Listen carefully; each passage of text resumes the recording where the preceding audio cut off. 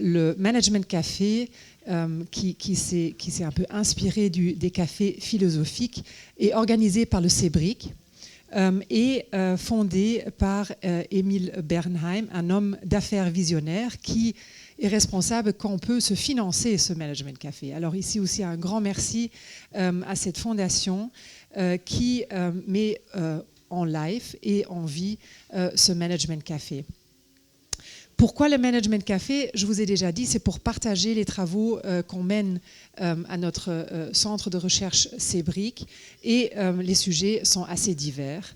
Je vois aussi quelques visages qui ont régulièrement participé à nos Management Café. Aussi ici, un grand bienvenue et merci d'être aussi loyal. Et pour finir, ne pas oublier l'organisation. Un grand merci à Hélène, un grand merci à Brune et à Véronique qui s'organisent toujours de bien mener ce Management Café, d'organiser ça ici dans ce beau cadre de l'atelier en ville. On a des très très bonnes choses à manger et aussi à boire.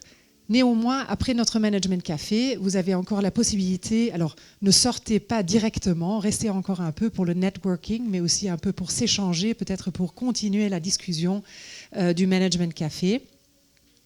Et de nouveau, un peu réfléchir sur le sujet qu'on va proposer aujourd'hui.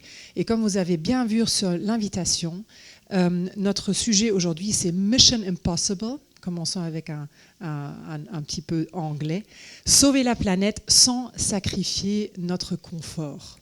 Et ça, c'est quand même un sujet qui nous tient énormément au cœur parce qu'on sait qu'on doit réduire l'émission CO2. Mais la question, c'est est-ce que nous, comme producteurs de cette CO2, on est aussi d'accord de réduire notre confort? Qu'est-ce que sont nos responsabilités? Qu'est-ce que sont nos activités pour soutenir cette protection de l'environnement et de réduire tous les problèmes climatiques? Ce soir, on a sur le plateau Alessandro Parente. Un grand merci d'avoir accepté notre invitation.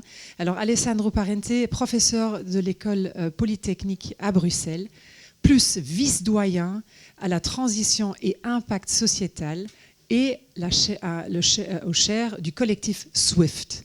Alors, on a vraiment eu la chance d'avoir vous aujourd'hui, parce que je sais que Alessandro Parente est très très fort occupé jusqu'à la fin de l'année avec toutes les activités qu'il fait aussi à l'ULB. Et aussi encore un grand merci. Deuxième star sur notre scène, c'est professeur Pierre-Guillaume Méon, aussi professeur et cher collègue à l'école ou à Solvay Brussels School of Economics and Management et aussi membre du CEBRIC qui va un peu refléter d'une manière scientifique sur le sujet qu'on a choisi ce soir. Mais moi, je vais maintenant arrêter de parler parce que c'est maintenant la parole que j'aimerais bien donner à Alessandro Parente pour un peu vous provoquer et de nouveau, on vous anime de déjà penser à des questions qu'on va après lancer dans le public. Alessandro. Bonsoir à toutes et tous. Merci de cette invitation, pour cette invitation. Donc, provoquer, je ne sais pas, mais je vais essayer de lancer une discussion. Donc, je pense qu'on ne peut pas commencer la discussion de ce soir sans discuter un peu de la COP qui vient de s'achever. Donc, demain soir, l'école polytechnique organise un événement pour parler de la COP, des résultats qui ne sont pas, disons, résultats d'un grand succès, disons comme ça. J'ai échangé avec Adel El Gamal, qui est professeur à l'ULB, et aussi chair de la European Energy Research Alliance, l'ERA. Et disons que les résultats à la COP ne sont pas fantastiques. Il y a généralement un recul sur tous les fronts, beaucoup de fragmentation politique. Donc, ce qui prévaut est le multilatéralisme, vous avez vu ça. Une approche très court terme. Et donc ça, je pense que ça va être aussi un aspect que je vais mettre en lumière avant parce que la Mission Impossible dont Sandra parlait ne va pas être possible avec une approche de ce type-là. C'est assez clair à tout le monde. Il y a une fracture nord-sud qui devient de plus en plus importante.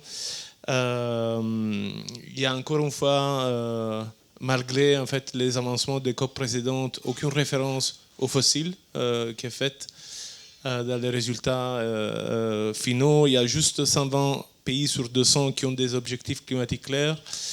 Même la Commission européenne a eu des engagements très tardifs par rapport à ça, proposant une réduction qui passe de 66 à 72% à l'horizon 2035, qui est à la fois, je veux dire,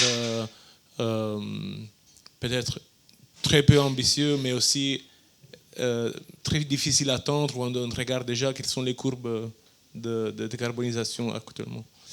Donc la situation semble très compliquée, elle est très compliquée, parce que les défis en fait, que nous avons devant est gigantesque. En fait, mon activité de recherche, en fait, c'est vraiment la décarbonation de l'industrie. Et pourquoi je m'intéresse à l'industrie, c'est parce que l'industrie, elle est, disons, la responsable numéro 1 des émissions et donc des impacts sur le climat. Donc si vous regardez autour de vous, donc vous voyez derrière vous du verre, beaucoup de verre, très joli verre. Vous voyez du métal. Si on pense aux moyens de transport, donc ça va être le courrier, mais aussi les avions. Donc tout ça, ça fait partie de ce qu'on appelle hard-to-abate industry, donc toutes les industries qui sont très difficiles à décarboner et qui aujourd'hui constituent en fait entre 25 et 30% des émissions de CO2, et donc qui ont en fait un impact très important sur les changements climatiques et sur les émissions de gaz à effet de serre. Et donc au jour d'aujourd'hui, il est très compliqué d'avoir une approche de décarbonation cohérente et long terme. Et donc c'est là que cette notion d'approche court terme des gouvernements devient très problématique, parce qu'il n'y a pas une politique long terme pour faire face finalement à ces secteurs qui sont les secteurs difficiles à décarboner. Donc le reste, disons, des émissions sont, disons, je ne sais pas si je peux utiliser ce mot, s'ils existent, électrifiables. Donc on peut par exemple directement décarboner ces secteurs, mais l'industrie, et surtout l'industrie lourde, énergivore, c'est vraiment le secteur où il y a une énorme complexité. Et donc, si je reviens au titre de cette soirée, donc sacrifice, quel est le sacrifice?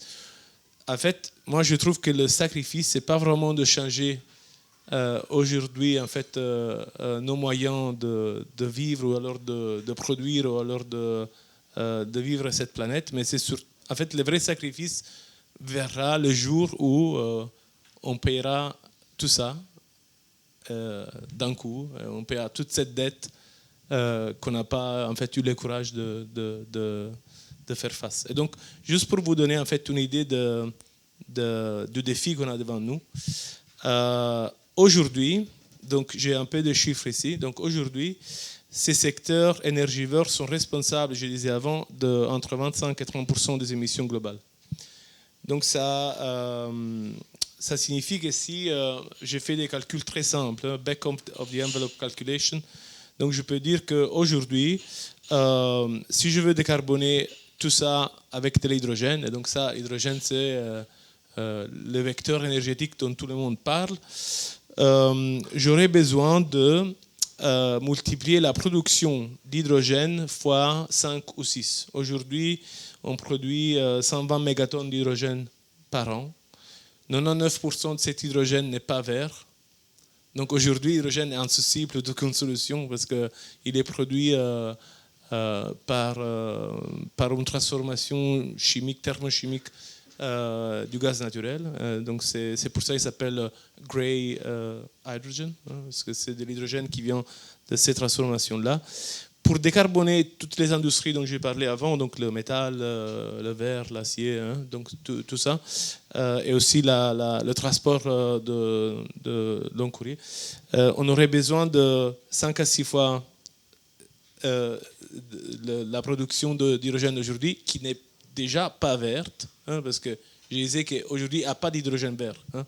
Hier, j'étais à cet événement de la Commission européenne sur l'hydrogène, qui est organisé par le Clean Hydrogen Research.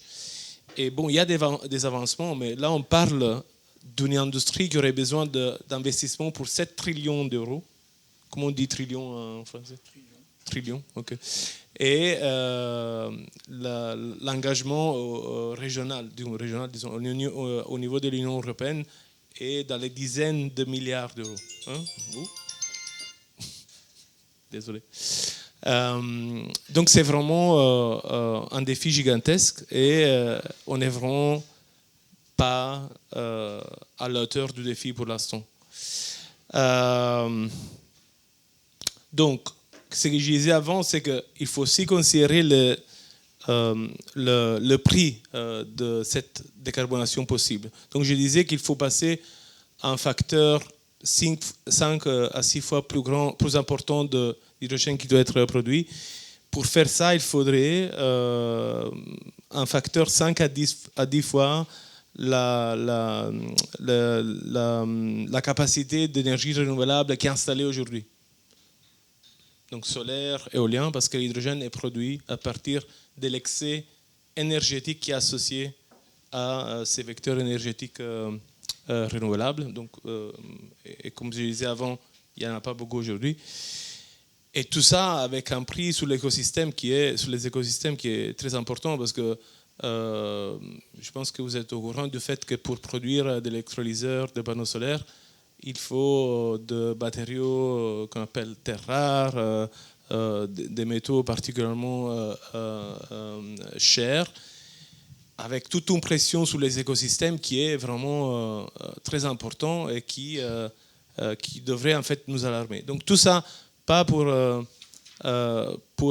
créer en fait un peu de panique, mais c'est surtout pour dire que on est vraiment face à un problème que Sandra a défini un peu Mission Impossible. On a une grosse partie de notre industrie qui doit être décarbonée. Pour le faire, il y a des solutions techniques, mais le défi technologique et sociétal est énorme. Et il faut aussi en fait, se rappeler du fait que ces industries sont des industries où donc ça c'est votre matière, pas la mienne, les cycles d'investissement sont très très longs. Donc un four industriel ne fonctionne pas pendant 1 an, 2 ans. Il fonctionne pendant 30 à 40 ans. Donc pour avoir un changement aujourd'hui, pour avoir un changement en 2035, il faut faire des changements hier. et on ne les a pas fait.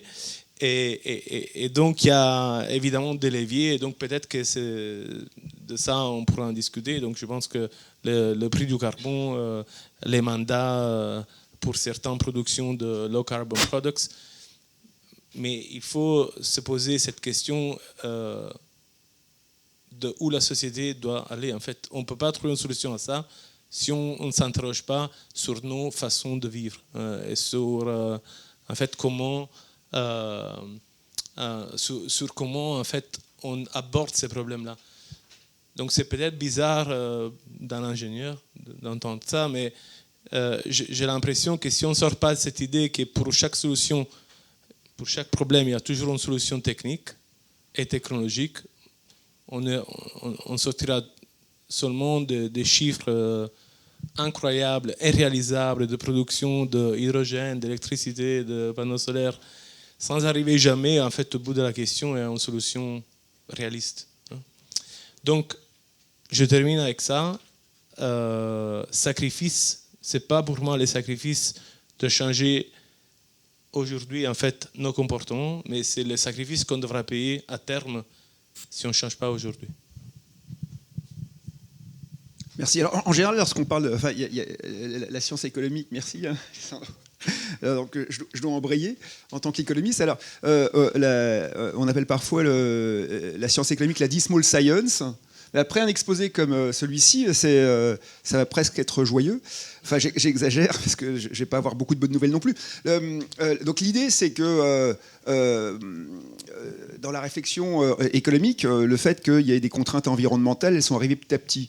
Alors au début, ça a été perçu comme des externalités, je pollue le champ de mon voisin, mais quand même depuis l'après-guerre, et puis en particulier depuis 1972, le rapport Meadows, il y a une idée plus globale que la Terre c'est un système, qu'elle impose des contraintes environnementales à l'activité des êtres humains qui vivent sur une Terre qui est finie. Donc souvent on résume le rapport Meadows en disant qu'il n'y a pas de croissance infinie sur un monde fini. Ça, en règle générale, je le corrige un petit peu parce que en fait, ça repose sur une conception peut-être erronée de ce que c'est que la croissance. Enfin, il ne faut pas se mentir, on est face à une contrainte environnementale. Les rapports du GIEC qui s'accumulent nous montrent que depuis la révolution industrielle, on a affecté le climat, on a rempli l'atmosphère de CO2. Donc il faut se demander ce qu'on peut faire avec cette contrainte. Et cette contrainte, c'est un défi pour les politiques publiques à l'échelle globale. Je ne parle pas des politiques publiques à l'échelle de Bruxelles ou d'Ixelles, mais à l'échelle du monde entier. Alors, et ça fait apparaître un certain nombre d'arbitrages. Et là, pour le coup, on retombe sur le titre de l'événement de ce soir. Parce qu'avant d'en venir à toutes les contraintes environnementales et d'arriver à une conclusion qui est que il va peut-être falloir ajuster nos modes de vie dans tel ou tel sens, ou que tel ou tel, ou tels ou tels ajustent leur mode de vie. Je voudrais commencer par un constat extrêmement positif, qui est qu'à l'échelle de l'humanité, ce qu'on a vécu depuis la révolution industrielle, c'est un succès phénoménal. Alors, lorsqu'on est un occidental en 2025, il est de bon ton de dire que la croissance, on est un petit peu au-dessus de ça, on est post-matérialiste. Il faut réaliser ce qui s'est passé en termes de niveau de vie depuis la révolution industrielle à l'échelle globale. On a multiplié le revenu par 13 depuis 1860. Qu'est-ce que ça veut dire concrètement ? Ça veut dire que le temps de travail a diminué, que la mortalité infantile a diminué, que l'espérance de vie a augmenté. C'est pas rien, ça. C'est des succès fondamentaux. On ne serait pas en train de parler dans un micro, tranquillement, dans un café assez bien chauffé, si on n'avait pas derrière nous ces 200 ans de croissance. Donc, il ne s'agit pas de prendre ça avec dédain. Il faut avoir, en quelque sorte, la reconnaissance du ventre et se rendre compte du fait que nous, Belges, occidentaux, résidents des pays développés ou industrialisés, on a une chance phénoménale à l'échelle de l'histoire de l'humanité. Alors maintenant, évidemment, il ne s'agit pas non plus d'être climato-sceptique et de dire que tout ça, ça s'est fait sans contrainte environnementale. Justement, on a passé les 200 dernières années à charger l'atmosphère, notamment en gaz à effet de serre, mais aussi à épuiser certaines ressources. Et donc, la question pour un macroéconomiste, c'est de savoir si on peut continuer de croître, ou je vais le dire autrement, d'améliorer nos niveaux de vie, sans continuer à abîmer, endommager la planète dont on n'a qu'un seul exemplaire, jusqu'à nouvel ordre. Alors, je vais répondre en 3 points. Le premier, ça sera le plus optimiste, c'est que c'est une possibilité théorique. Le deuxième sera plus mitigé. Si on regarde empiriquement ce qui se passe, il y a des résultats encourageants. Enfin, il ne faut pas non plus s'emballer. Et je terminerai par le défi majeur que ça implique, et que collectivement, encore une fois à l'échelle globale, on va devoir dépasser. Alors, je commence par cette possibilité théorique optimiste. Donc, d'un point de vue purement comptable, si on n'est pas ingénieur, je parle de mon point de vue, on peut imaginer 2 façons de découpler la production et les dégâts environnementaux qu'on fait à la planète, que ce soit localement, mais surtout globalement. Ces deux mécanismes, c'est substituer des secteurs vertueux aux secteurs polluants. Et le deuxième mécanisme, c'est rendre les secteurs existants plus efficaces. Donc, je remplace, alors je vais prendre des exemples caricaturaux, je remplace des voyages en yacht, en jet privé par des soins à la personne. Je peux globalement concevoir que si je fais suffisamment augmenter la quantité de soins à la personne, eh ben, la croissance va être positive. Donc pour parler vraiment statistiquement, le PIB va augmenter. Et donc on va, et en parallèle, on va réduire les émissions de la pollution en tout cas. Donc si on remplace des secteurs polluants, j'ai pris vraiment un des pires exemples de secteurs polluants, et je l'ai remplacé par un des secteurs les plus positifs qu'on puisse imaginer, les soins à la personne. Donc ça, c'est envisageable. Hein. Donc on pourrait dire, bah, tiens, voilà, faisons ça, ça sera une... par un déplacement de notre structure de production, on peut espérer augmenter le bien-être sans forcément faire augmenter les dommages à l'environnement, quel qu'il soit. La deuxième chose, bah, c'est de suivre la route qui était décrite par Alessandro. C'est de dire, bah, voilà, on produit la même chose, mais on le fait de façon de plus en plus écologique. Hein, alors, je crois que le message, il est clair, c'est que ça, c'est pas forcément facile, mais d'un point de vue théorique, on pourrait imaginer. Hein, et après tout, dans certains cas, on l'a fait. Si vous prenez le nombre de litres d'essence qu'il faut pour parcourir 100 km en voiture, il s'est effondré depuis les années 70. Hein, donc, parfois, ça existe. J'y reviendrai. Hein. Alors, maintenant, quels sont les mécanismes économiques qui vont être derrière ça? Alors, encore une fois, je vais commencer par être très optimiste. Hein. Imaginons qu'il y ait des ressources rares qui soient en train de, comme le pétrole, à un moment ou à un autre, vont s'épuiser. On n'est pas dans le déni, on s'en rend compte, les marchés s'en rendent compte, et ils disent, bah, tiens, il y a un moment donné où cette ressource naturelle elle va devenir très chère. Comme j'anticipe qu'elle va devenir très chère à l'avenir, je peux commencer à spéculer dessus. Alors moi et puis tous les gens qui interviennent sur ce marché-là, ça fait augmenter le prix de cette ressource. Donc par exemple, bêtement, le prix de l'essence augmente ou le prix du pétrole augmente. Et ça va provoquer deux phénomènes, si on est optimiste. Le premier, c'est un phénomène de substitution. Hein, donc il y a l'essence devient chère, et j'invente les voitures électriques et je perfectionne les voitures électriques. Hein. C'est un petit peu ce qui s'est passé avec les deux premiers chocs pétroliers. S'il n'y avait pas eu de choc pétrolier, que le prix de l'essence était resté le même qu'en 1970, on continuerait de consommer allègrement du 10 litres au 100 et on trouvera ça super et personne n'aurait mené les investissements nécessaires à améliorer l'efficacité des véhicules, on ne l'aurait pas fait. Donc ça, c'est une première chose. Le deuxième mécanisme, c'est un mécanisme dont l'intuition remonte au moins à John Hicks, qui était un économiste important. Si vous avez fait des études d'économie, c'est l'un des deux inventeurs du modèle ISLM, mais c'était un des grands économistes de l'entre-deux-guerres. Et John Hicks, en 1932, dans The Theory of Wages, réfléchissait au coût du travail. Et il s'est dit, mais en fait, si un facteur de production devient plus cher, son prix augmente, ça va encourager l'innovation.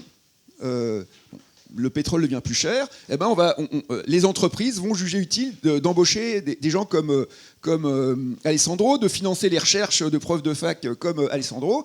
In fine, on va trouver des idées, on va trouver des solutions pour remplacer ce facteur de production qui est devenu cher, et on va le remplacer par autre chose, qui est moins cher, donc a priori qui est moins rare, donc qui est moins sous tension en termes écologiques.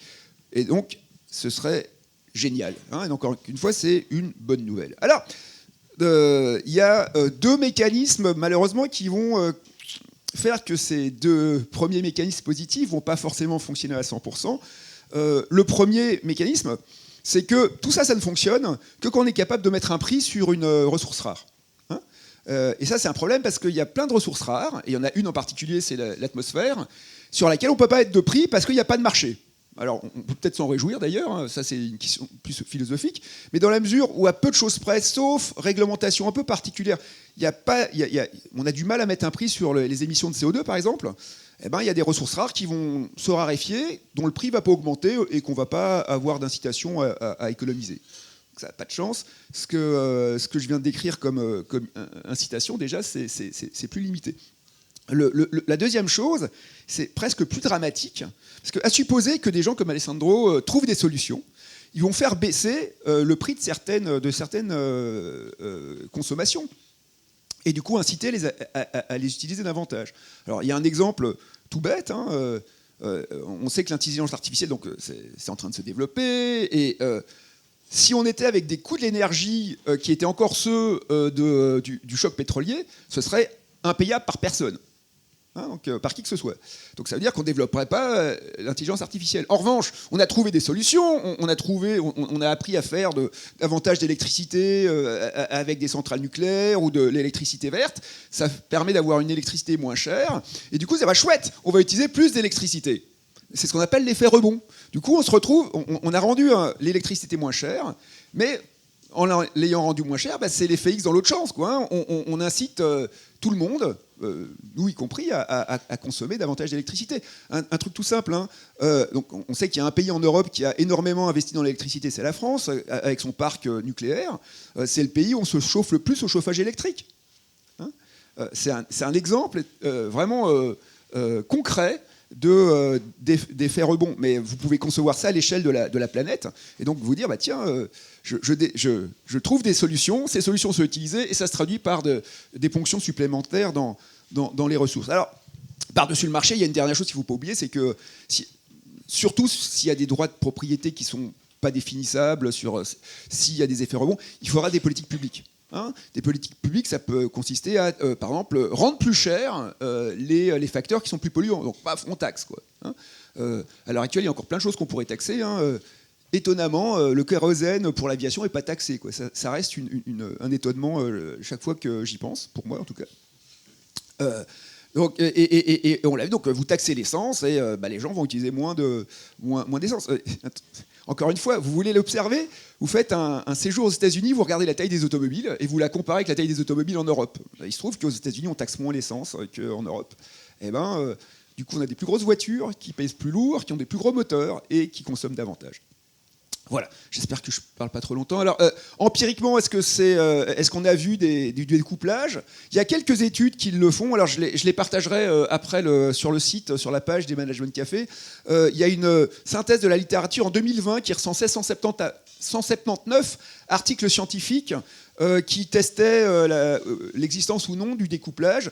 Il y avait 56 articles sur 179 qui trouvaient une forme ou une autre de découplage, non, plutôt un découplage absolu entre émissions de gaz à effet de serre et croissance. Alors, on dit, si c'est eux qui ont raison, et si on peut suivre l'exemple des pays qui étaient dans ces 56 études, c'est une bonne nouvelle. Enfin, il faut quand même s'assurer que ces réductions d'émissions ne soient pas dues à la conjoncture, qu'elles soient soutenables à très long terme.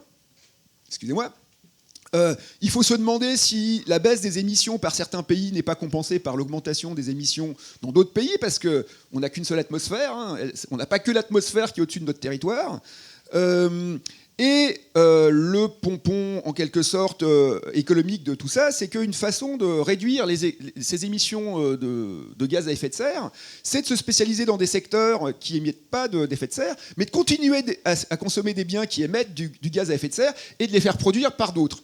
Hein, ce qui fait que globalement, on n'a rien gagné. Hein, alors c'est pour ça que les gens qui s'intéressent à ces émissions essayent de mesurer l'émission à la consommation. Donc je consomme un stylet en métal. Il n'a pas été produit en Belgique. N'empêche que toutes les émissions, je suis responsable, moi Pierre Guillaume, de toutes les émissions qui sont liées à la production de ce stylet. Voilà. Alors il y a une étude en 2020 qui a trouvé, sur 116 pays, qui a trouvé 23 pays qui avaient réussi à atteindre un découplage absolu de leurs émissions basées sur la consommation. Encore une fois, il faut se demander si ça peut compenser l'augmentation des autres, si globalement c'est soutenable, etc. Donc on va prendre une bonne bouffée d'oxygène tant qu'il y en a avant de prendre une décision et de s'emballer. Et je voudrais terminer sur un défi social et politique global. Hein, parce que si on admet que l'optimisme n'est pas forcément de mise et que d'une façon ou d'une autre, il va falloir produire moins collectivement. Hein, mauvaise nouvelle. Alors, il va falloir que nous, on le fasse, hein, mais il va falloir qu'on discute de ça avec des gens qui ont des niveaux de revenus beaucoup plus faibles que nous. Hein. Alors, je vais commencer à l'échelle individuelle. Hein, donc, je vous invite à consulter la dernière livraison du rapport sur l'inégalité climatique. Encore une fois, on partagera la référence. Les personnes qui sont sous le revenu médian. Donc on regarde les êtres humains. Hein, et on regarde les êtres humains qui ont un revenu inférieur à la moitié Donc la moitié des êtres humains les plus pauvres. Hein. Cette moitié des êtres humains les plus pauvres, c'est fatalement cette moitié qui a le plus besoin d'augmenter son revenu. Hein, ça, je vous apprends rien. Ces personnes-là émettent moins de 10% des gaz à effet de serre. Donc la moitié de l'humanité, la plus pauvre, émet 10% des gaz à effet de serre. Et elles supportent, alors ça, je ne le savais pas, et je l'ai appris en lisant cette dernière livraison du rapport, elles subissent 74% des coûts liés au changement climatique. Hein. Donc elles ont toutes les raisons du monde de ne pas être contentes, hein, ces personnes-là. Et ces gens-là, on peut difficilement leur demander de renoncer à ce qui nous a amené, nous, à nos niveaux de bien-être contemporain. Quoi, hein. On ne peut pas leur dire, écoutez, restez où vous êtes. Hein, après tout, la mortalité infantile, c'est pas si grave que ça, et quoi vous venez. Enfin, voilà. Et ça se joue assez largement à l'échelle de pays. Hein. Si on prend l'Éthiopie, son revenu par habitant, c'est moins d'un 20e de celui du PIB par habitant américain. Et si vous prenez la Belgique, c'est un tout petit peu plus, parce que la Belgique, en gros, elle a un revenu par habitant d'une vingtaine de pourcents plus faible que les États-Unis, mais on est dans l'ordre de grandeur de 1 à 20. Quoi, hein. Donc, quand vous dites, donc, si vous déclarez, ouais, je trouve que la croissance, c'est pas bien, il faut qu'on arrête, vous avez certainement raison, parce qu'on fait face à un défi qui ne va pas nous demander notre avis. Hein. Les coûts, une fois qu'on va les subir, on les sentira bien venir. Enfin, on a déjà commencé d'ailleurs. Hein. Par-dessus le marché, c'est en partie d'autres gens que nous, des gens plus pauvres qui vont en profiter. Mais on ne peut pas leur dire, écoutez les gars, c'est pas le moment de vous mettre à croître. Hein. Donc c'est pas facile. Hein. Je dis pas, bon, je le dis avec un petit peu d'ironie, enfin de façon légère, mais c'est un défi fondamental. Quoi, hein. Comment est-ce qu'on fait pour collectivement se partager une atmosphère quand on observe les écarts de revenus qu'on observe. Voilà. Et donc, il me semble qu'en termes d'équité, et puis même simplement en termes il me semble raisonnable d'anticiper que des gens comme nous, parce qu'on fait partie, je ne crois pas trop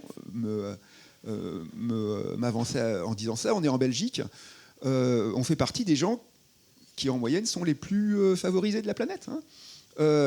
Un dernier chiffre pour donner ça, si on prend le ménage belge médian, donc le ménage qui est en Belgique a la moitié de la population qui est moins fortunée et la moitié de la population qui est plus fortunée, ce ménage-là fait partie des 8% des ménages les plus riches à l'échelle globale. C'est les travaux d'un économiste qui s'appelle Branko Milanovic, qui est prof à Columbia, à New York. Donc ça nous donne une idée des écarts, encore une fois, des écarts de revenus et des arbitrages qu'on va devoir trouver entre nous. Et donc, il va peut-être falloir décider que dans nos pays, il va falloir, ou que collectivement, il y a certaines consommations qu'il va falloir privilégier. Je sais pas moi, la santé pour tous, c'est peut-être plus important que des vacances sous les tropiques pour tous. Il faudra y réfléchir, et c'est des discussions qu'on va devoir avoir. Et en gros, hein, c'est concrètement des choses qui se discutent à la COP. Hein. Alors, peut-être pas en des termes aussi fleuris, mais c'est ce à quoi on doit trouver des solutions, sachant que personne n'a envie de voir son revenu diminuer, quoi, hein, son niveau de vie diminuer. Voilà. J'espère que je n'ai pas provoqué une ruée vers les piles de Prozac, mais voilà ce que je voulais dire en tant que macroéconomiste. En tout cas, un tout grand merci pour ce feu d'artifice d'information sur le sujet. Et j'aimerais bien lancer maintenant le débat. Mission Impossible, hein, ça c'était un peu notre idée de notre Management Café. Solutions psychologiques, économiques, écologiques, culturelles, politiques, technologie, on a entendu tout. Est-ce qu'il y a des commentaires, des questions, des réflexions? Bonjour, merci pour vos interventions, c'était génial de vous écouter. Moi, en fait, ce que je voudrais, c'est votre avis sur quelques chiffres, quelque chose que je viens de lire récemment. En fait, c'est pas récemment, c'est ce que j'ai l'habitude en fait de faire un peu de découpage des journaux économiques, et après je les relis, et je vois en fait qu'en Belgique il y a des milliers d'avions que chaque année font des trajets comme Bruxelles-Anvers, Bruxelles-Charleroi, Bruxelles-Bruges. Donc ici, on est en train de se dire Mission Impossible et je pense qu'on est tous ici dans cette salle avec un peu, on se questionne un peu avant de prendre l'avion et de faire des trajets si longs. Tandis qu'il y a des milliers d'avions qui font 40 km et en fait, disons 80% de ces milliers d'avions sont propriété en fait des plus riches de la Belgique. Ça, c'est ma première question. Je voulais savoir quelque chose de plus, si vous pourrez aborder le sujet de la décroissance et comment vous voyez ce sujet-là. Et la dernière chose, au niveau des énergies qui sont très économiques aujourd'hui, quel est votre avis au niveau des monnaies alternatives comme le Bitcoin, qui sont très énergivores? Et on parle des industries qui sont très énergivores, mais on a des monnaies qui servent, selon moi, personnellement, à rien, mais elles sont très énergivores aussi. Merci.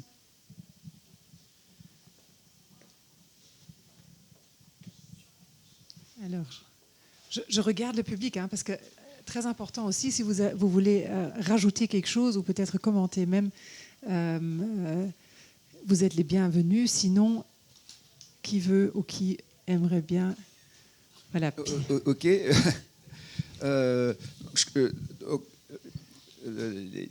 Les trajets très courts en avion, on sait que c'est un non-sens puisque c'est au décollage que les avions consomment le plus.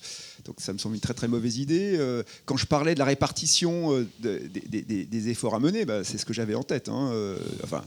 Sachant que nous-mêmes, nous sommes concernés, donc on pourra toujours trouver plus riche que soi, mais assez rapidement, si on vit en Belgique, pour reprendre un slogan qui est très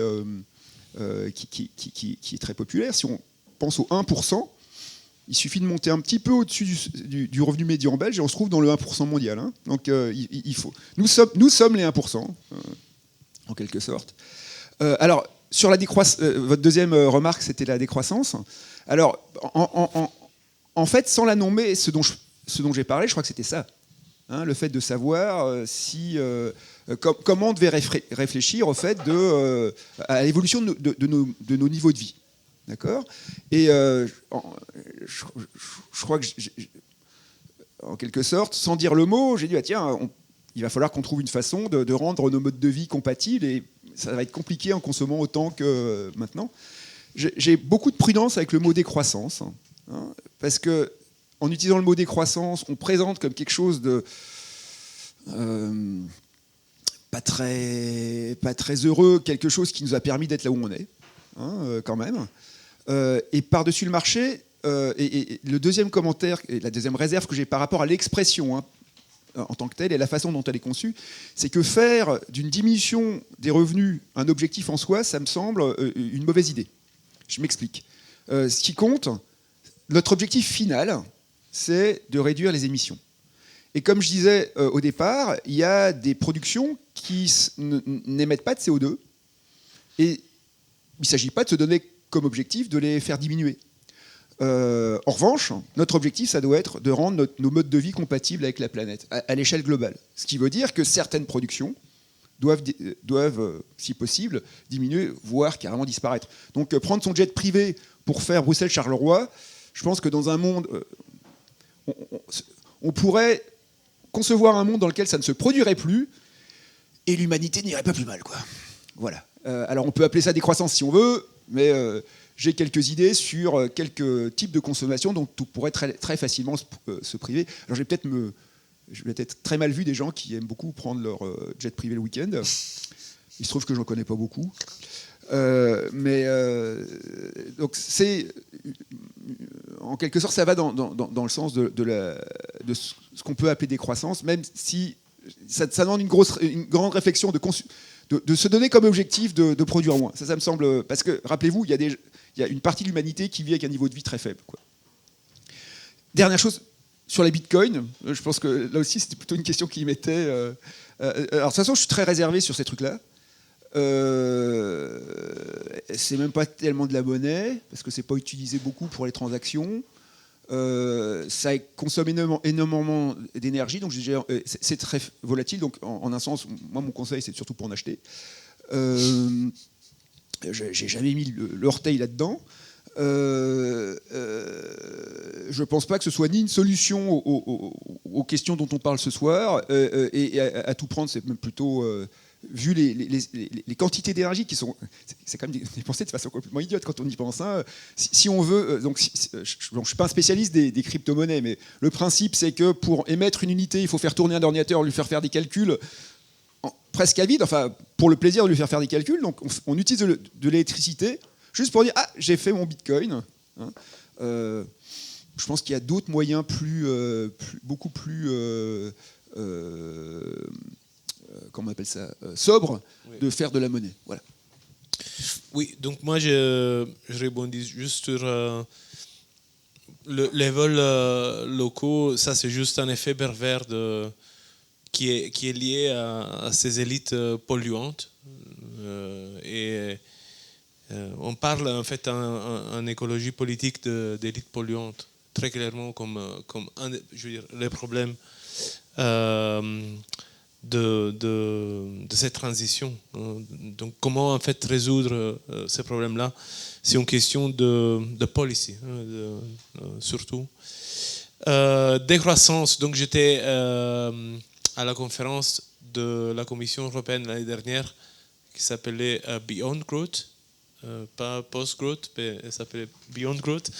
Et je pense que je ne sais pas comment répondre à cette question parce que je ne suis pas un économiste, mais je voulais peut-être juste citer, pas littéralement parce que je n'ai pas la citation ici, mais j'avais écouté Aurélien Barraud, physicien et aussi philosophe français, et j'ai trouvé en fait, au terme de son intervention, il disait aujourd'hui, la pire des nouvelles serait qu'on trouve une énergie infinie et propre, parce que on n'aurait pas, disons, la nécessité de nous questionner en fait par rapport à notre façon de vivre, et de produire et de consommer.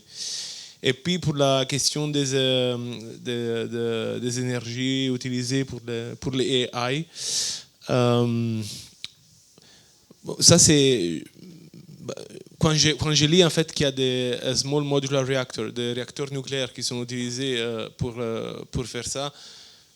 Mais en fait, il faut savoir que 90%, presque, ou peut-être plus que 95% de l'énergie qui est nécessaire dans le data center pour faire de l'AI et des choses similaires comme les bitcoins, c'est utilisé pour des choses qui n'ont aucune valeur pour la société. Si vous regardez des chats qui parlent sur Instagram, en gros, c'est ça. Et je trouve que c'est juste honteux. Ouais.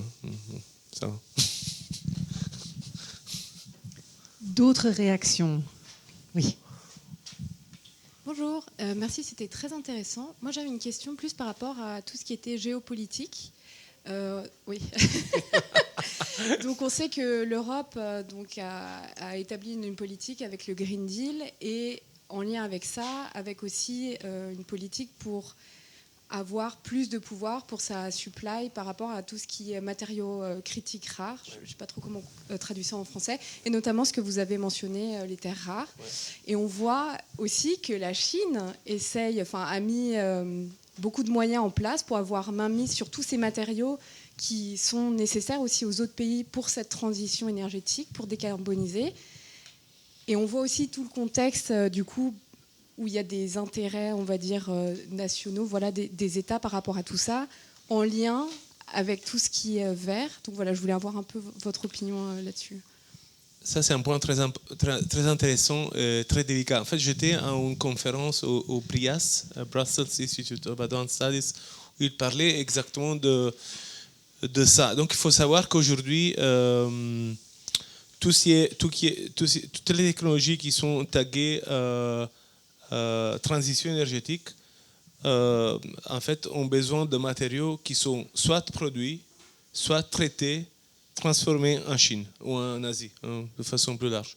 Donc ça, c'est, par exemple, typiquement, je me rappelle ça parce que c'était vraiment très parlant, très, disons, forte. Les électrodes, c'est 99% produits ou traités en Chine. Donc, c'est-à-dire que toute production d'hydrogène qu'on fait en fait en Europe est dépendant en fait de cette filière qui est liée étroitement à la Chine. Donc ça, c'est une question qui doit nous interroger parce que je reviens au point de cette politique court terme qu'on mène toujours en Europe. On n'arrive pas à avoir ces plans de 30 ans qu'ils font en Chine. En Chine, ils ont décidé en fait d'arriver où ils sont aujourd'hui il y a 25 ans. Ils sont en fait, je me rappelle que l'oratrice, excellente oratrice, montrait qu'en fait ils sont à l'avance sur tous les objectifs qu'ils avaient fixés. Et ils ont le monopole de tous ces matériaux, traitement des matériaux ou extraction de ces matériaux. Il faut savoir que les terres rares ne sont pas rares. Ça s'appelle terres rares parce que historiquement c'est lié à la construction de la table périodique des éléments. Mais c'est vraiment une filière qui a été développée et disons, maintenant est complètement disons, localisée à ces endroits. Et en fait, où je pense que là, la seule chose de géopolitique que je veux dire ici, où il faut qu'on s'interroge, nous, en Europe, c'est le fait que quand on essaye de faire les mêmes choses en Europe, donc il y a des projets de ce type. En fait, il y a un projet qui a été mentionné, en fait, qui est en cours en France. On voit tout de suite qu'il y a une fracture très forte dans notre société entre une partie de la société qui ne veut même pas écouter parler de faire ces choses-là. Et une partie de la société qui veut faire des choses comme ça. Et alors, je pense que c'est là vraiment qu'il faut essayer de trouver une synthèse, parce que à un moment, il faudra trouver un compromis et il faudra essayer de faire parler ces deux parties de la société qui ne se parlent plus pour l'instant.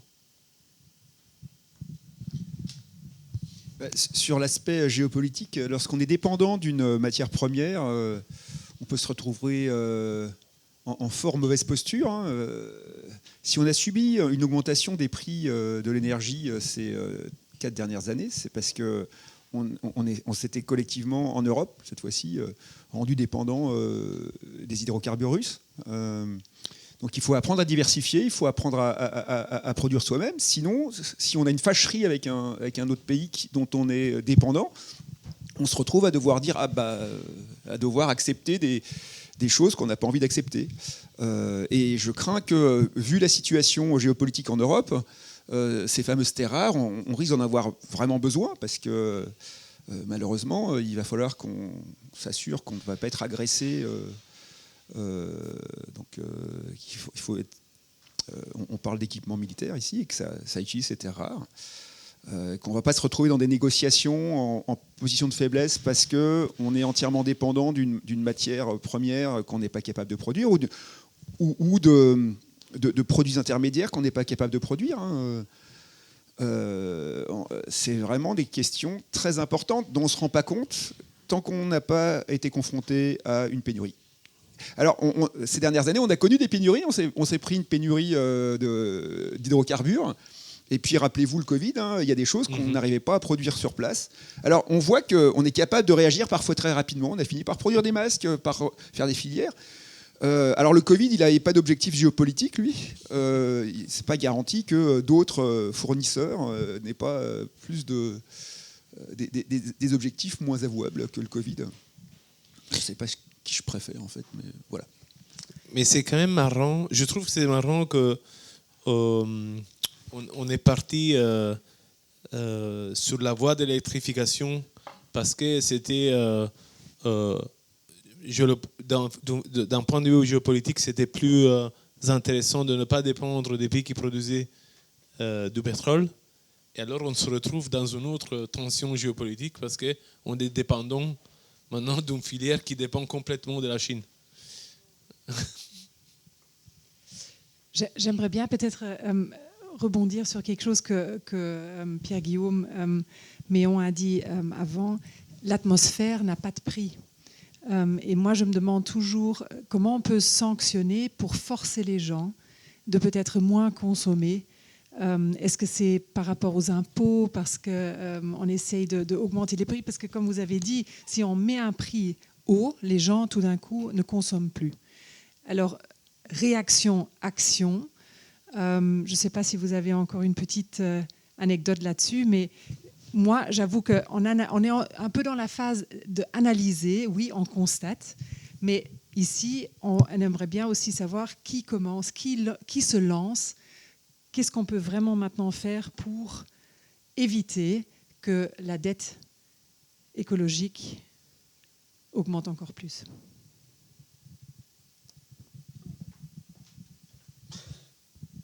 Peut-être juste pour compléter ce point-là, ici je pense qu'Alexandra, on est plus sur un côté consommateur, mais est-ce qu'on peut imaginer aussi que l'envie de diminuer sa consommation, elle est aussi liée à l'impact qu'on pense avoir?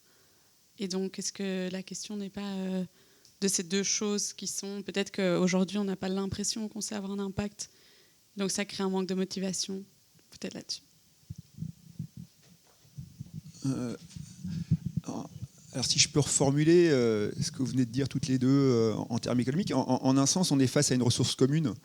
Donc notre effet sur la ressource commune est négligeable, individuellement. Si je prends l'avion pour aller à Dubaï demain, c'est pas moi tout seul qui vais être à l'origine du réchauffement climatique, mais si des centaines de milliers de touristes vont à Dubaï demain, à force, ça va faire beaucoup de carbone. Alors, lorsqu'on est économiste et qu'on entend la question de Sandra, historiquement, on dégaine tout de suite une solution qui a été inventée dans l'entre-deux-guerres, qui s'appelle une taxe pigovienne. Ça vient de Arthur Pigou, qui a eu l'idée de dire voilà, un bien produit une externalité négative, on va le taxer. Ça aura deux vertus. La première vertu, c'est que ça va demander aux pollueurs de payer pour la pollution. La deuxième, c'est que surtout, et plus important, ça va dissuader d'utiliser ce bien. Bon. Donc c'est pas chouette, on va taxer, l'essence par exemple.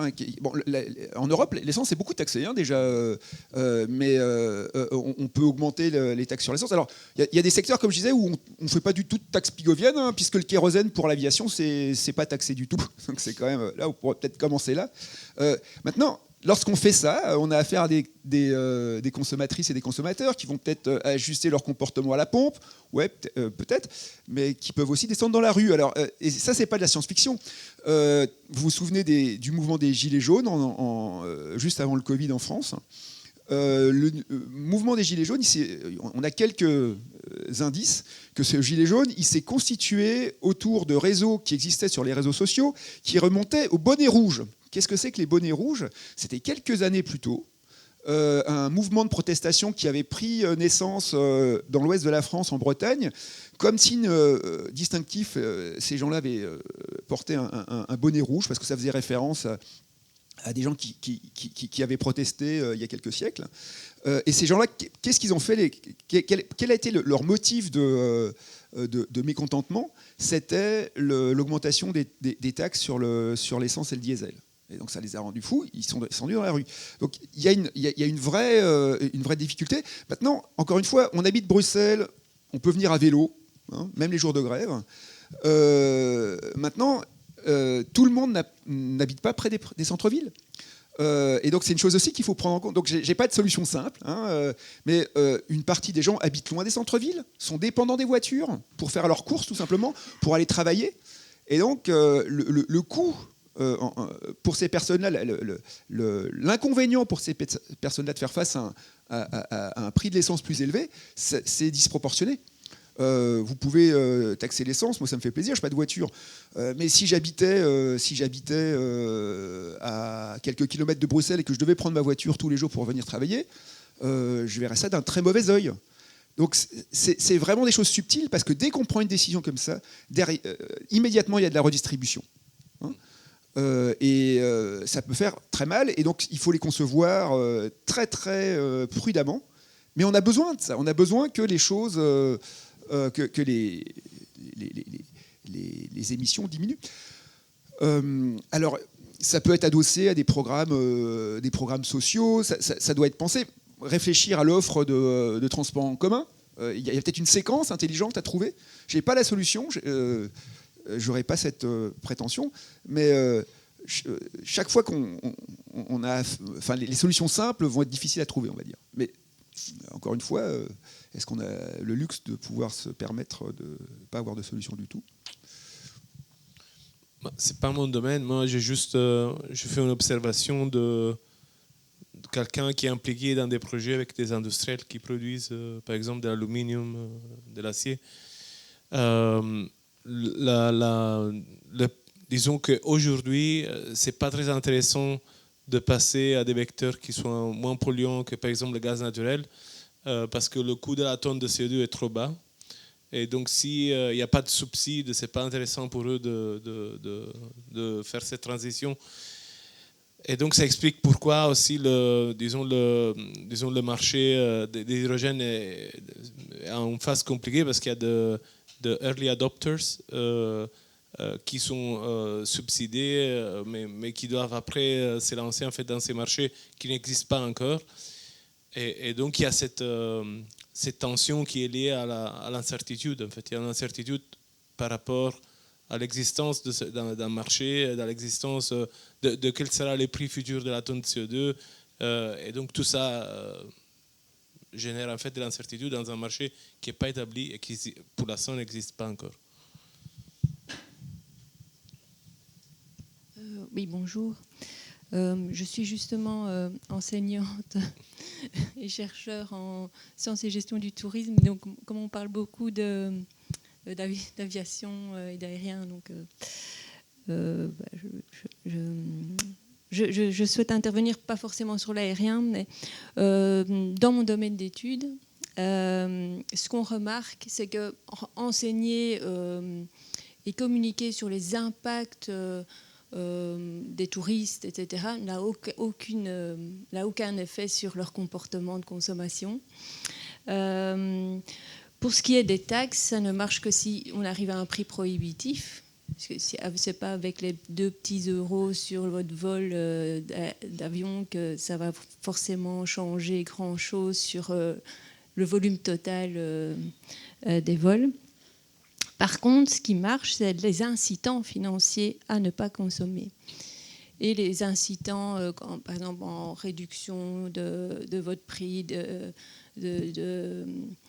la nuitée d'hôtel, si vous mettez votre chauffage à 19 degrés, ce genre de choses, ça fonctionne.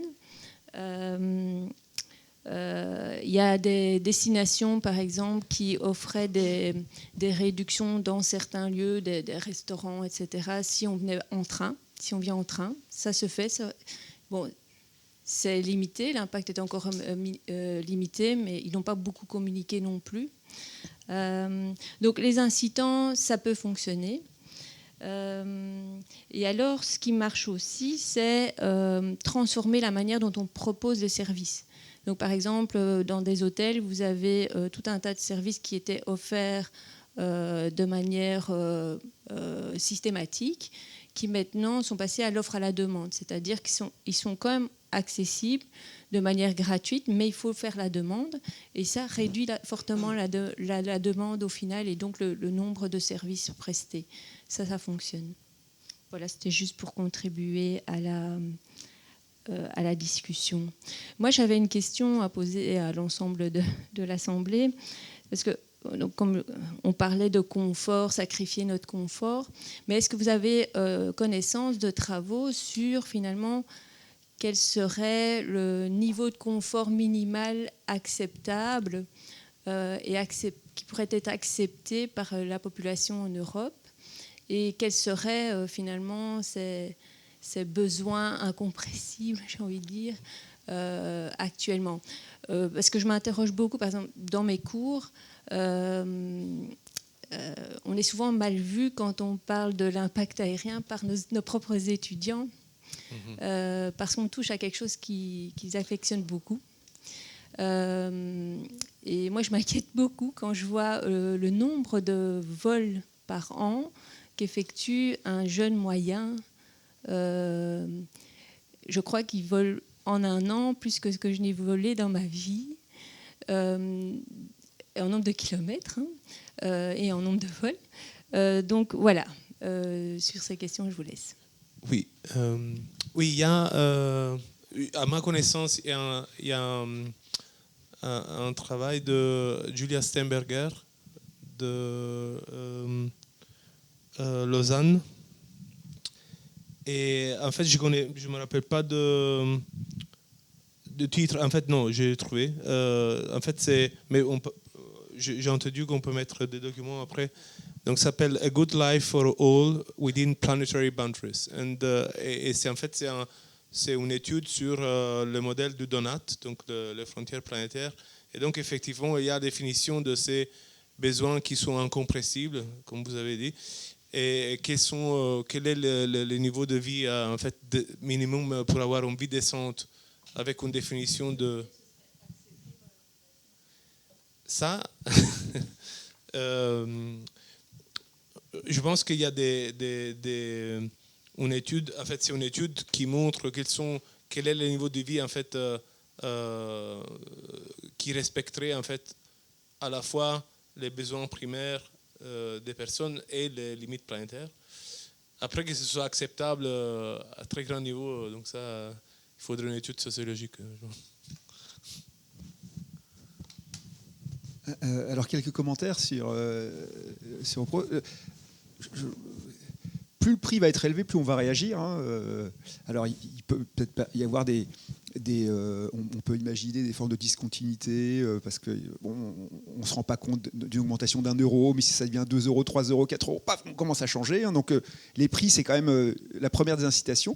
C'est pas la seule. Et je répète, il y a toujours derrière ce qui vient, c'est que ça amène des gens à pas consommer quelque chose qu'ils voudraient consommer.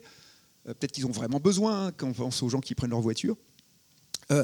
Ce que vous avez dit sur le fait de demander à la place de recevoir automatiquement, même si c'est gratuit, ça relève d'un thème qui est en train d'être un petit peu à la mode dans la réflexion économique, qui est le thème des nudges.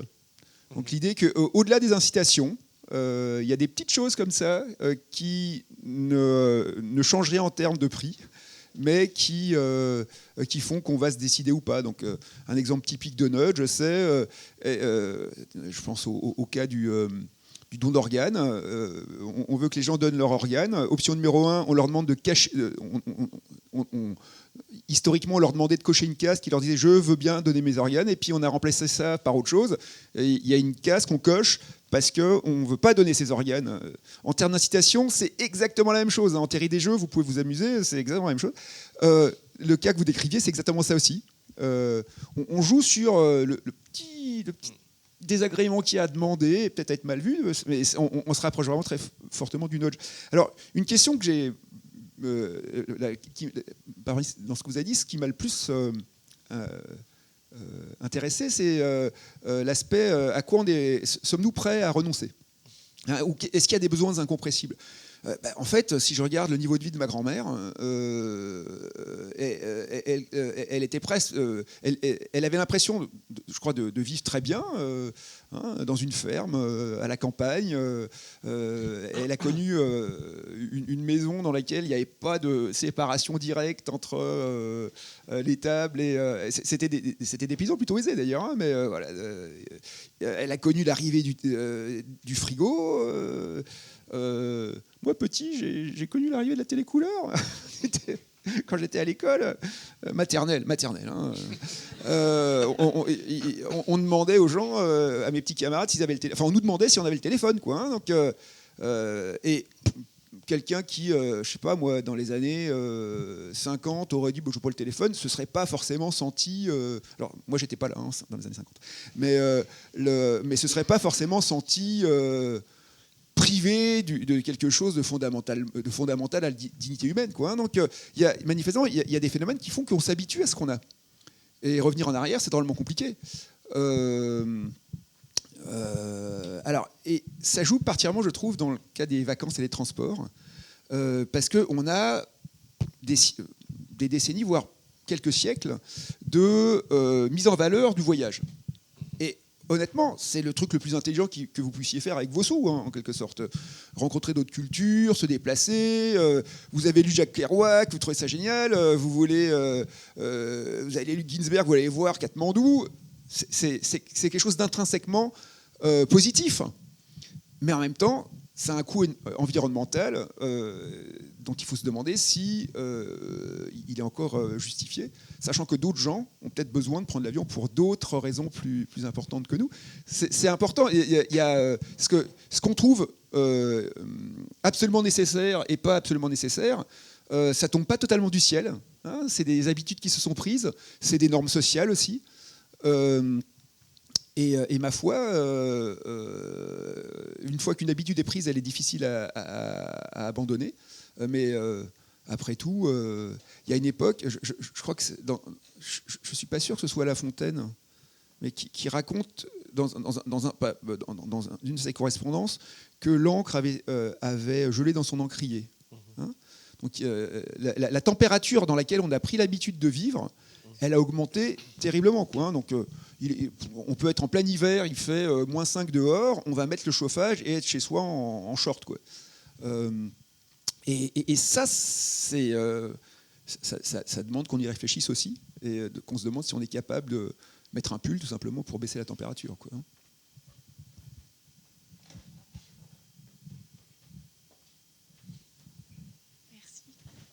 hein. J'ai 2 questions par rapport justement au levier pour transitionner vers une diminution de la consommation.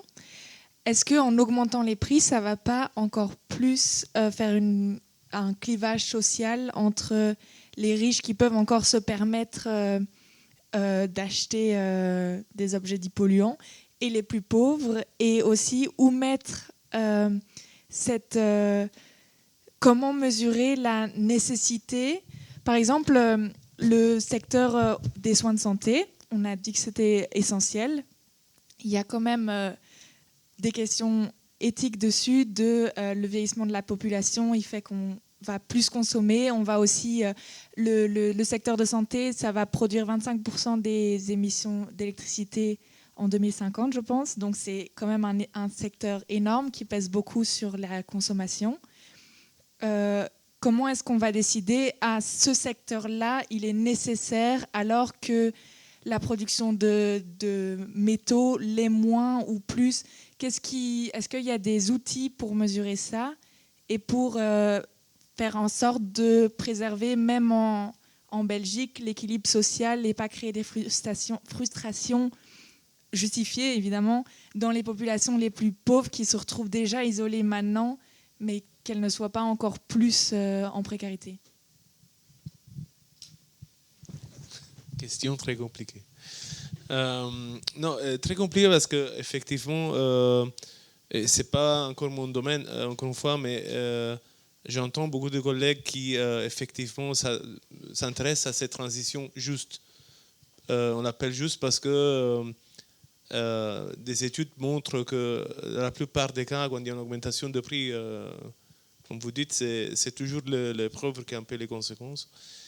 Et que donc, tout plan de transition doit prendre en compte comment en fait ne pas avoir des gens qui restent derrière et qui ne soient pas capables en fait de faire cette transition en fait avec les autres. Mais personnellement, donc je ne sais pas, je sais pas comment aborder ça. Ça relève en fait de dimensions dont je ne suis pas expert, et donc je donnerai juste en fait mon opinion très personnelle. Pour les soins de santé, je pense que le Covid est un bon exemple parce que c'est un secteur qui est vraiment en fait très important. Donc, on parlait du fait que ça va aussi avoir un impact très important sur les émissions. Pendant le Covid, il y a eu en fait, il y avait un problème d'approvisionnement de masques, par exemple. Donc, il y a eu tout un mouvement en Belgique aussi d'utilisation et réutilisation de certains en fait, produits. Mais très rapidement, après la crise, en fait, on est revenu en fait, à tous les matériaux jetables. Et donc, ça montre effectivement une certaine résistance en fait, de ces secteurs en transition vers des pratiques un peu plus durables. Mais c'est compliqué, en fait, pour le soin de santé. C'est vraiment compliqué pour moi là aussi de trouver une façon de distinguer en fait, un secteur par rapport à l'autre.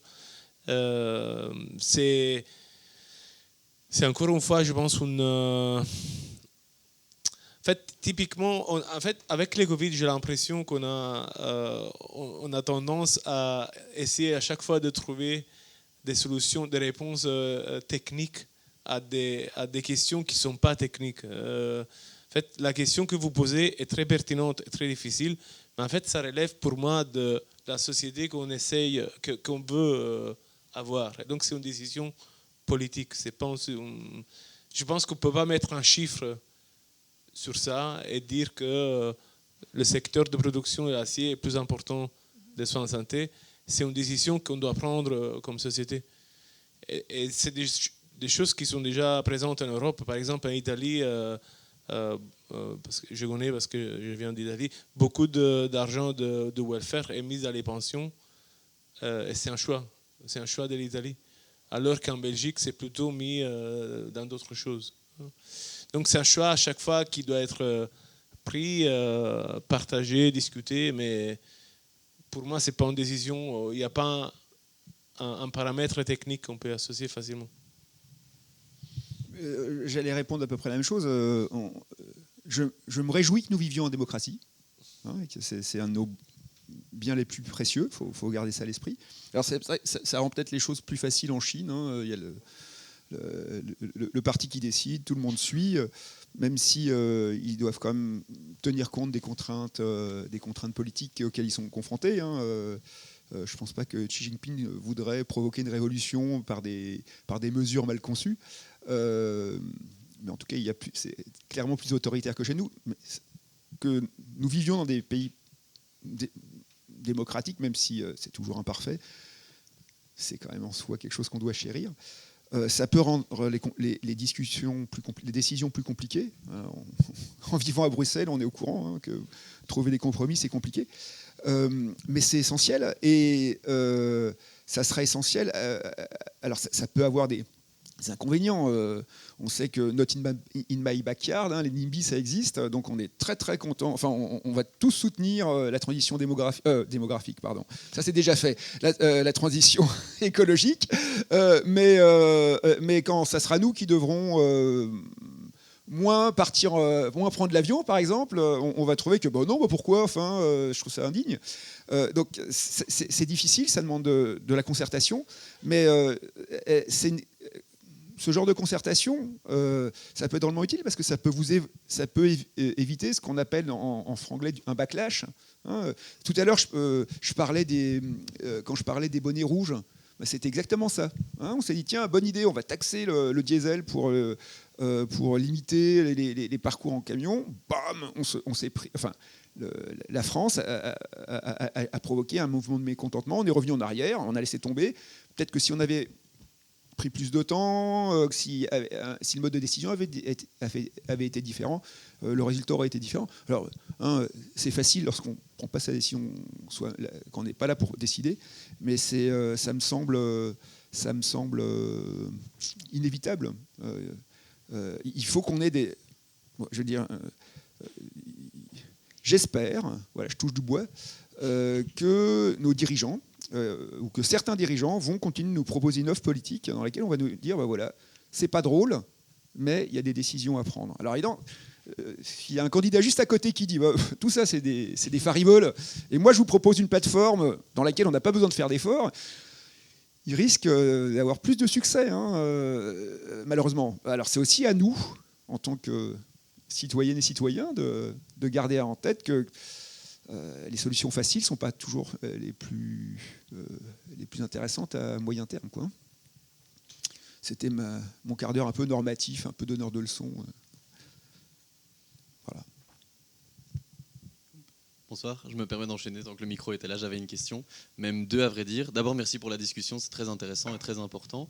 Ma première question, c'est plus vous demander votre avis sur un sujet qui m'est directement venu quand j'ai lu le thème de cette conférence, qui est cet arbitrage donc confort, écologie. Et moi, j'ai directement pensé à la voiture de société.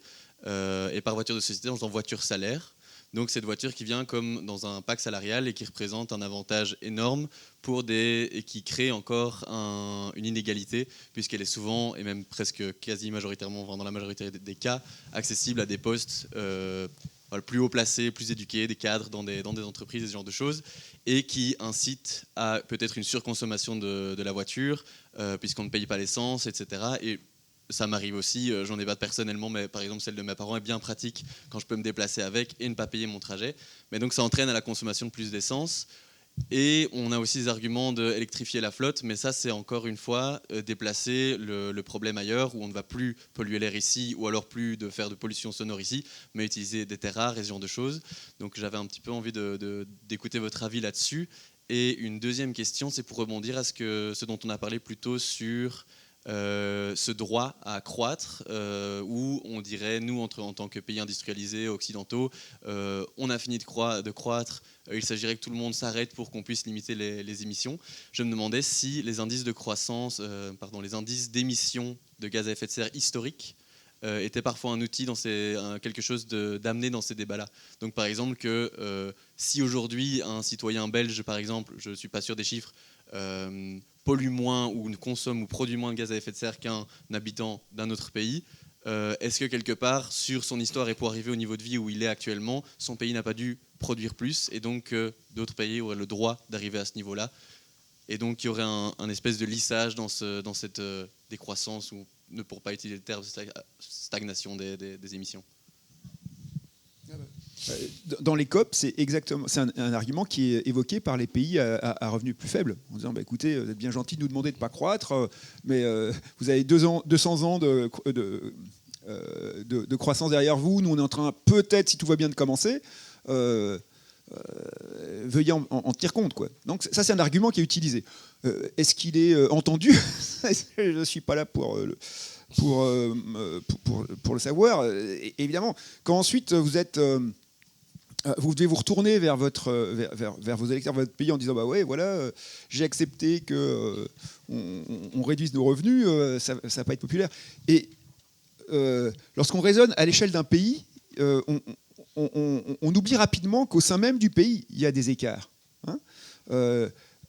Tous les Belges ne sont pas plus fortunés que n'importe quel, je sais pas moi,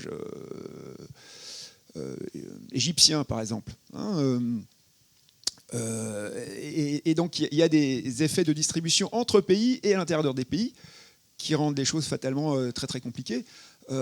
Alors l'architecture mondiale, elle est organisée autour des pays. Donc quand on négocie entre pays, ensuite hop, on se retourne vers son système politique national et on s'arrange. Donc on a décrit ça comme un jeu à deux niveaux. Hein.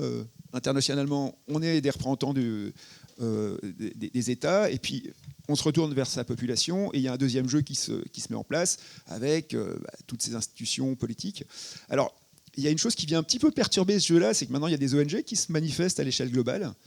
Mais globalement, les relations internationales, ça reste quand même très très largement une histoire de pays, quoi. Enfin, bon, je sors un petit peu quand même de mon domaine. J'espère que mes collègues politistes m'en voudront pas. Mais malgré tout, si on pense en termes de pays, nous vivons dans un pays qui a été un des premiers à faire sa révolution industrielle, et donc qui a plus de 200 ans d'émissions de carbone derrière lui. Donc on a contribué au stock. Et même si on se mettait à réduire notre flux, on aurait quand même contribué au stock. Donc si on veut être de bonne foi, qu'un pays avec un revenu plus faible que le nôtre nous oppose ce genre d'argument, c'est de bonne guerre. Hein, voilà. Oui, là, par contre, je ne me rappelle plus la hauteur, mais il y a des chercheurs qui ont essayé de quantifier ça. Donc tout l'historique de ce qui a mené en fait à la situation actuelle. Mais c'est toujours l'objet d'un grand débat, toujours aujourd'hui. Pour la voiture de société, c'est un aspect très délicat. Je sais qu'en Belgique, c'est très répandu en fait d'avoir une voiture de société.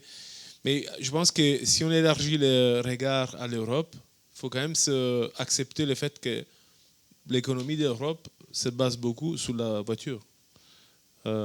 Et que donc la crise du marché de la voiture fait en sorte qu'aujourd'hui l'Europe est en souffrance d'un point de vue économique.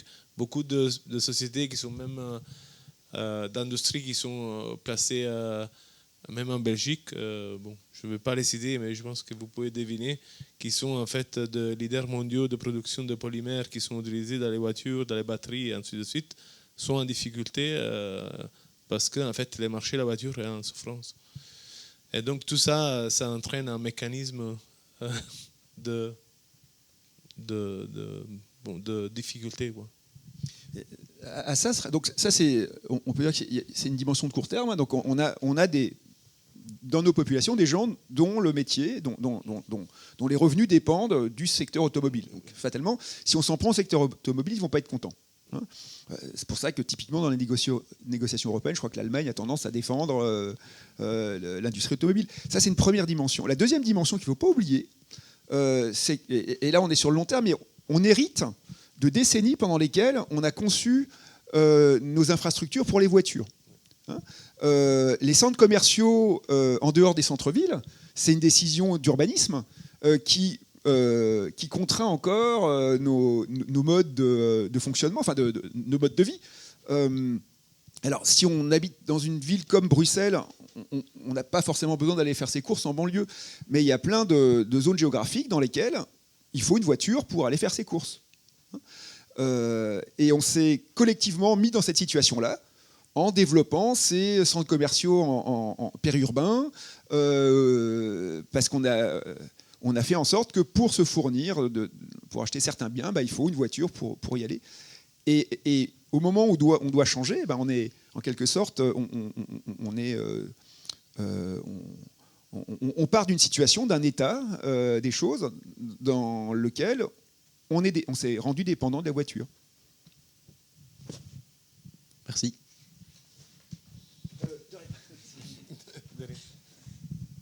On va prendre peut-être encore une dernière question. Est-ce qu'il y a ou un commentaire? Oui. Oui, moi j'avais une question. Enfin, c'est plus un peu voir ce que vous en pensiez. C'est en fait par rapport au secteur de l'agriculture, la nourriture, qui est un secteur qui ne dépend pas de si on a du minerai, on portait de l'énergie et le transformer. C'est un secteur qui dépend directement de la nature. On voit déjà les effets en Belgique avec des étés où il ne pleut pas une fois. On a des sols qui s'assèchent. Et surtout, comment est-ce qu'on fait d'ici 2050 avec plusieurs degrés en plus? Et surtout pour ramener, comme vous disiez, une homogénéité sur l'entièreté de la population mondiale au niveau de l'alimentation. C'est-à-dire comment est-ce qu'on garde un confort d'une alimentation très riche pour tout le monde, pour 9 milliards de personnes. Et voilà, je voulais savoir ce que vous en pensiez. Voilà.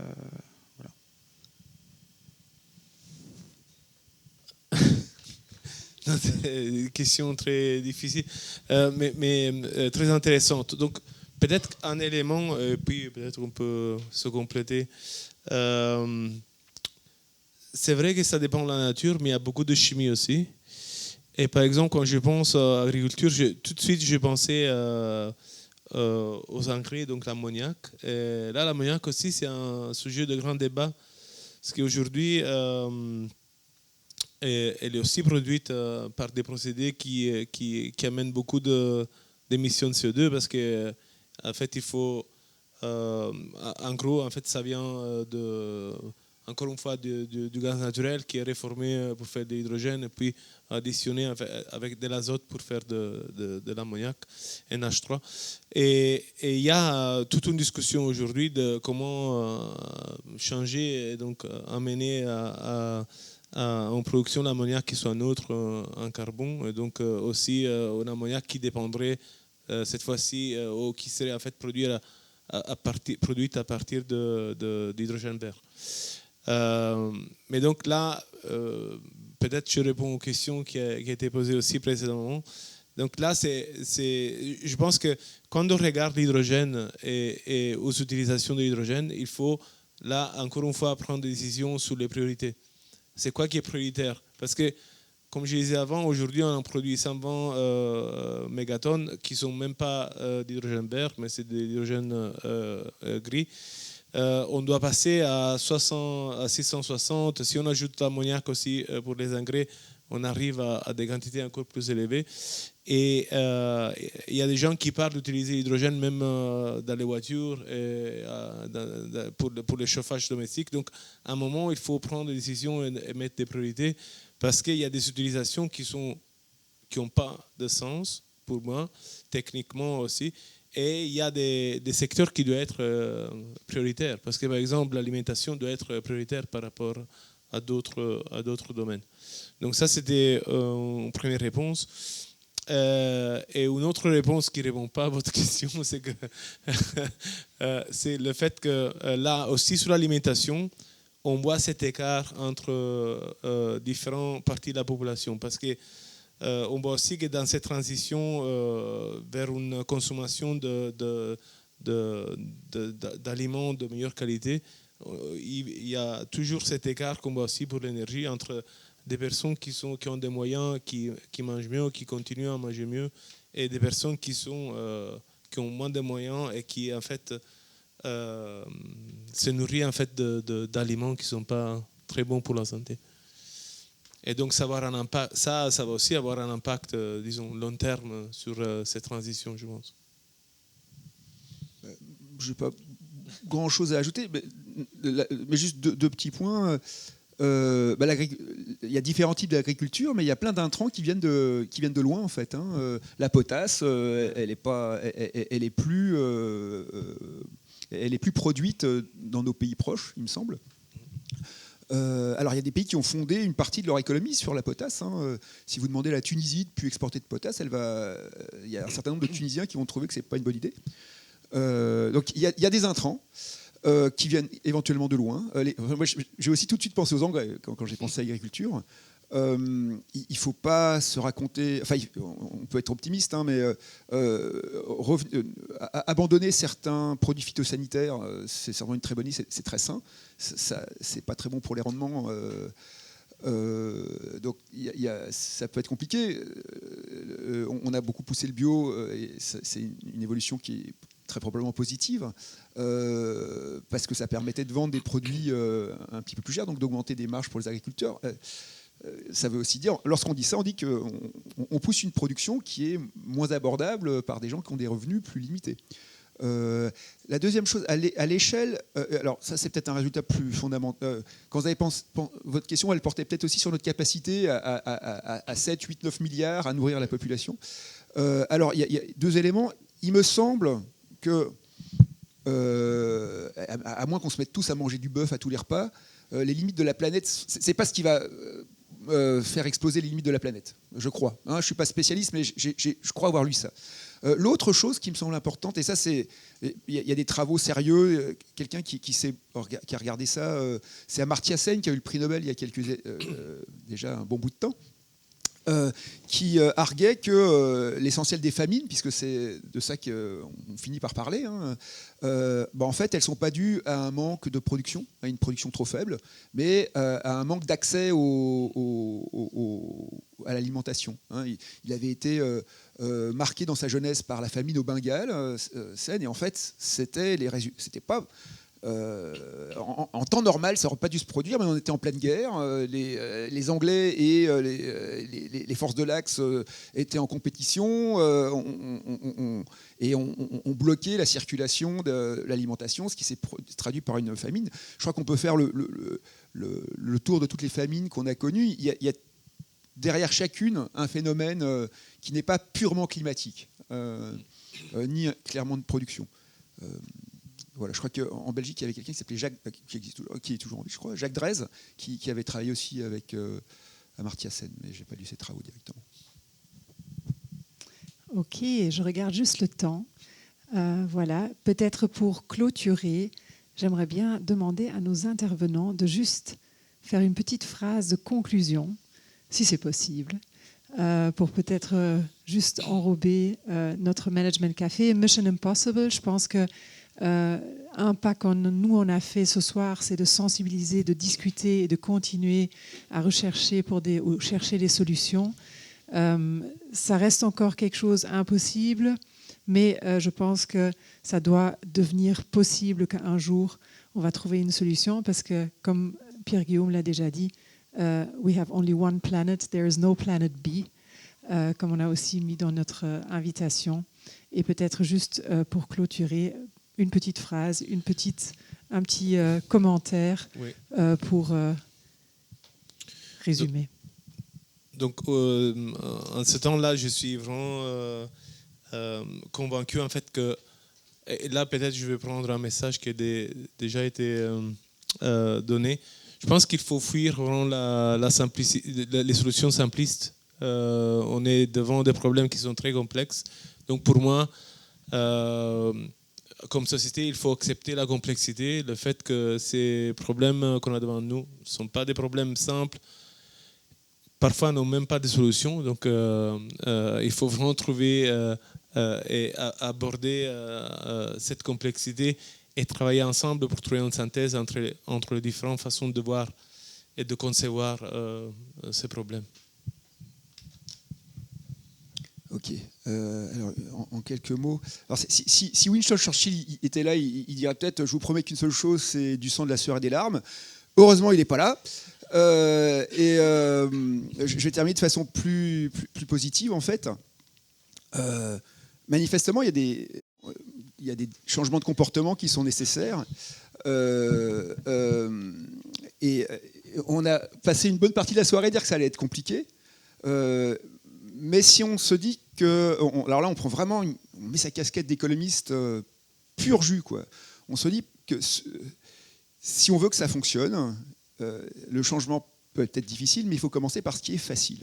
C'est-à-dire réduire les émissions qui ne provoquent pas une perte d'utilité sociale aussi importante que les autres. Donc avant de couper dans les secteurs essentiels, réduisons les consommations de biens et services dont on peut se passer plus facilement. Donc, je m'engage à ne plus regarder de vidéos de chats sur Facebook. Remarquez, je regarde d'autres. Mais ça peut être ça. Et voilà, moins prendre l'avion. Enfin, alors à l'échelle individuelle, on peut tous faire ça. Il faudra qu'à l'échelle collective, on mette en place des politiques, des infrastructures qui nous permettront de faire ça. Et encore une fois, commençons par ce qui est facile, et ensuite, on verra bien, on doit s'arrêter en termes de complexité, quoi. Voilà, je touche du bois, tiens, du coup. En tout cas, un tout grand merci à nos deux intervenants, Alessandro Parente et Pierre-Guillaume Méon. Merci à vous. À tout le monde qui est venu ce soir. Ne partez pas très vite, parce qu'il y a encore quelque chose à manger, il y a encore quelque chose à boire, et peut-être on peut continuer notre discussion qu'on a commencé il y a quelques heures déjà. Voilà. Merci beaucoup, et une prochaine édition va être communiquée bientôt, et soyez les bienvenus, et parlez aussi à vos collègues comment c'était cool et chouette de venir ici, parce que le word of mouth, c'est toujours la meilleure pub pour notre Management Café. Merci beaucoup.